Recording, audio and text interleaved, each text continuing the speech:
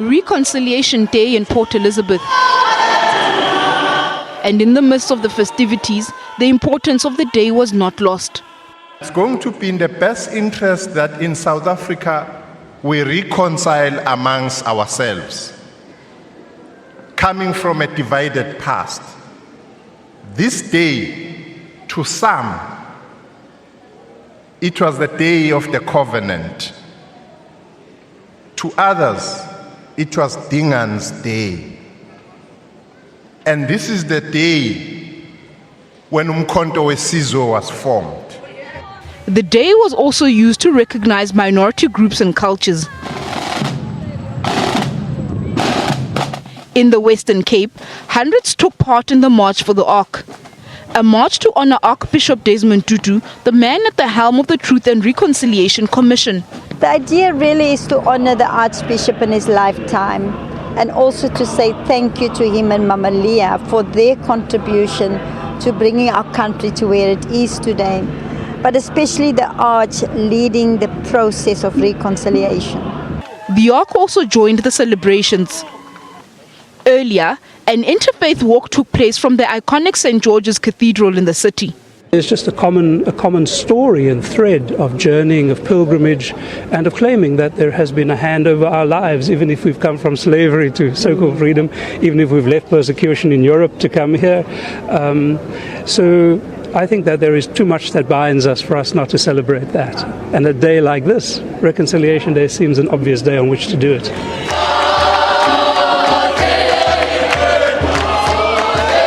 In Soweto, Regina Mundi, a place of hiding for many during the 1976 students' uprising, saw the launch of the South Africa We Pray For campaign.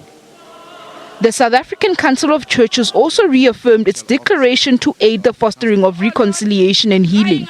In '94, we had a political reconciliation, but actually we failed to get people on the ground reconciled.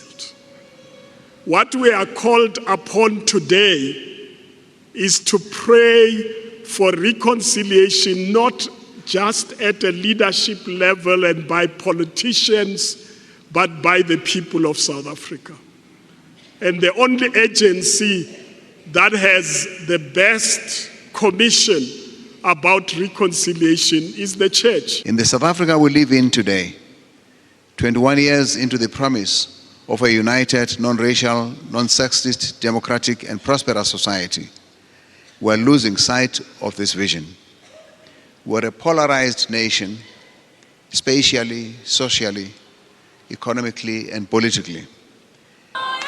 Various church leaders signed the pledge to fight socio-economic conditions plaguing communities.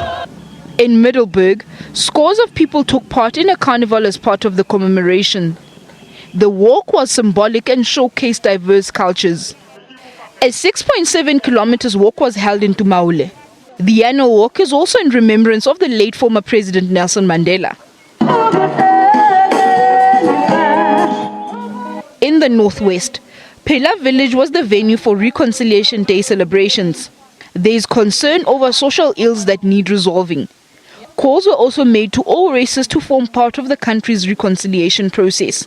As human beings, we were not born hating other people, and therefore it's important for us to reverse the hatred that we have among ourselves. Our request is that let's pursue the Rainbow Nation objective.